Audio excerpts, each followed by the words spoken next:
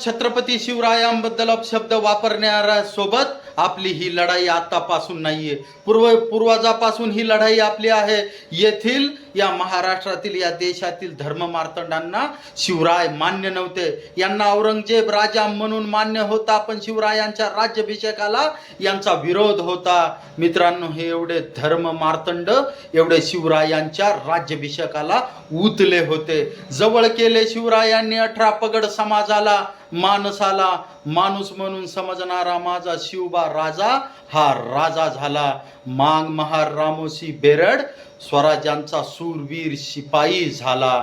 मित्रांनो, 18 पगड जातीचं स्वराज्य निर्माण करणारे आपले छत्रपती शिवाजी महाराज होते। स्वराज्यासाठी इथल्या मावळा आपली जात सोडून लढत होता, हे पाहून या देशातील या महाराष्ट्रातील धर्ममार्तंड मनातल्या मनात जळत होता। यांना औरंगजेब राजा म्हणून मान्य होता, परंतु यांना येथील धर्ममार्तंडांना शिवरायांच्या राज्याभिषेकाला अंतःकरणातून विरोध होता। एवढे हे धर्ममार्तंड आमच्या शिवरायांच्या जीवाशी विरोधात खेळत होते, परंतु आमचे शिवबा सगळे लढले प्राणपणाने। अवघा मराठा एक झाला, तोरणाच्या तोरणाने संपूर्ण महाराष्ट्र काबीज केला।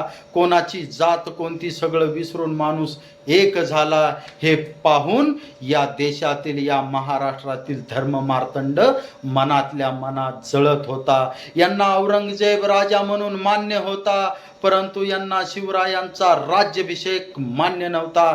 यांना शिवरायांच्या राज्याभिषेकाला यांचा विरोध होता। मित्रांनो, ही लढाई आपली आत्तापासूनची नाहीये। या देशातील या महाराष्ट्र राज्यातील धर्ममार्तंड आपल्या प्रत्येक महापुरुषांना छळत होते, त्रास देत होते, परंतु आपले छत्रपती शिवाजी महाराजांनी 18 पगड जातीचे लोक समुदाय एकत्रित केला आणि हा स्वराज्य निर्माण केला। जय शिवराय, जय भीम।